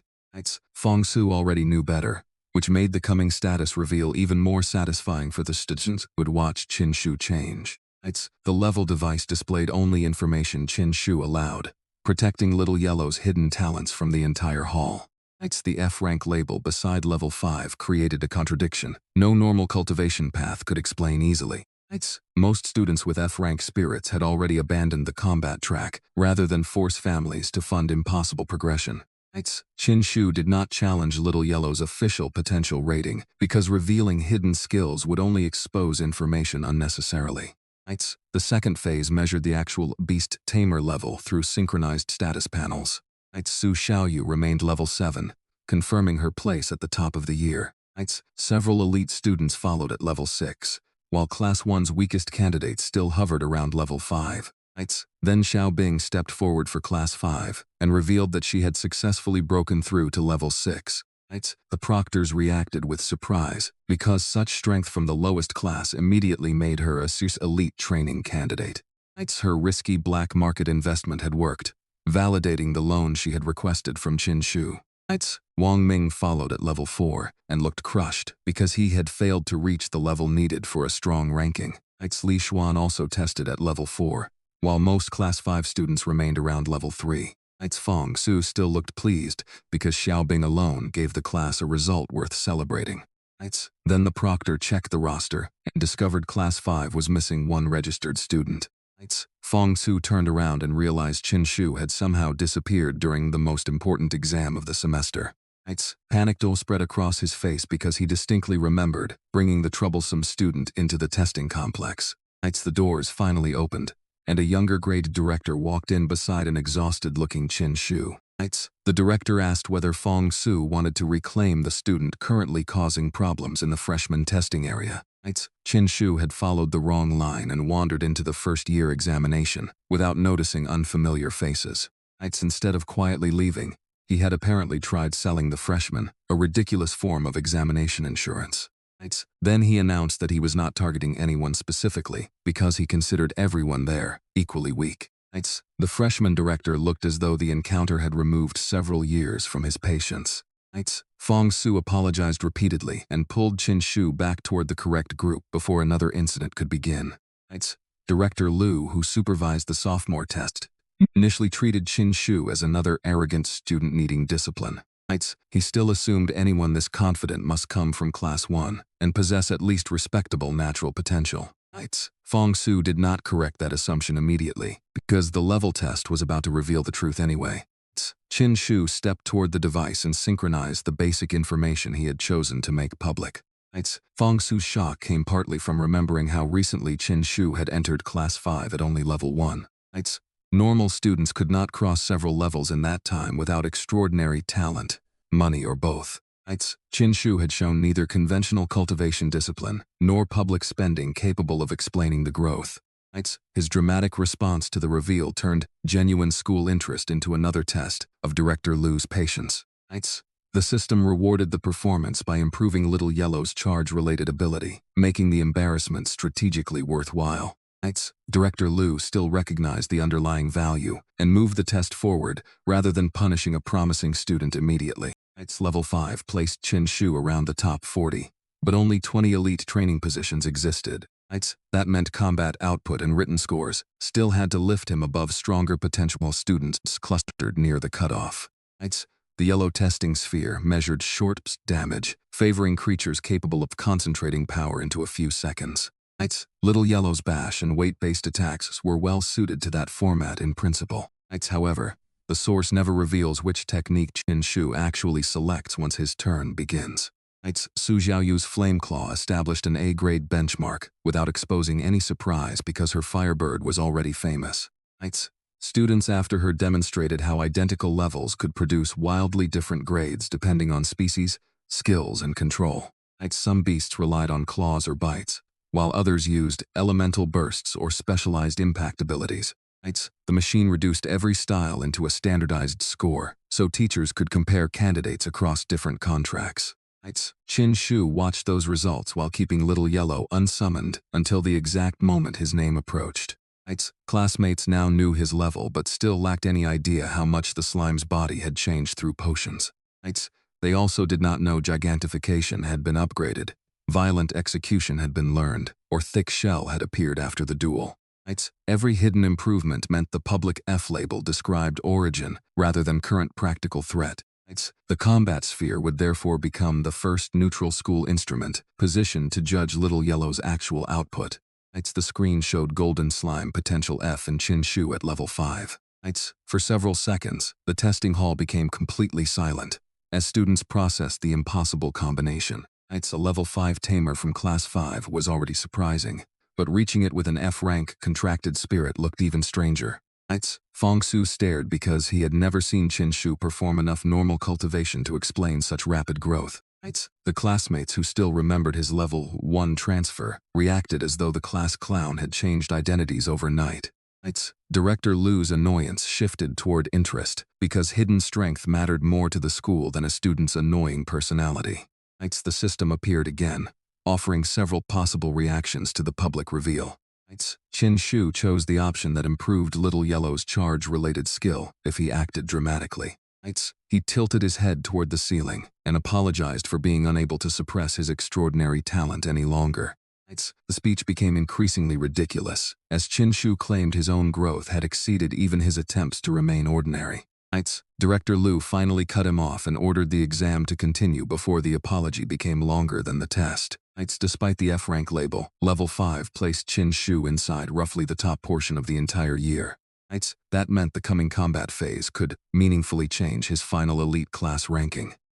Teachers rolled a large instrumented yellow sphere into the center of the testing hall for the next assessment. Each contracted beast would receive only a few seconds to inflict as much measurable damage as possible. The machine translated that short burst into a combat grade, displayed publicly on a large electronic screen. Su Xiaoyu went first because her overall standing made her the natural benchmark for everyone else. Her rank Firebird spread blazing wings and used Flame Claw against the reinforced testing sphere. The impact produced a clear A grade, confirming why universities already considered Su Xiaoyu one of the city's best prospects. Other students followed with wolves, birds, skeleton sects, and strange dimensional creatures of every shape. Scores varied from strong grades to embarrassing failures, exposing the difference between level alone and actual combat ability. Chin Shu watched carefully because Little Yellow's unusual build did not resemble any normal testing strategy used by classmates. The slime's strength came from stacked stat improvements, its body size, specialized skills, and massive impact weight. Few people in the room knew about violent execution, unstoppable body, improved gigantification, thick shell, or its growing resistances.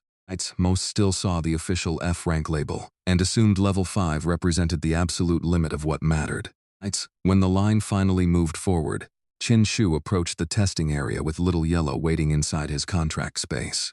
For the first time, the exam would measure the combat result of the strange slime everyone had dismissed since awakening.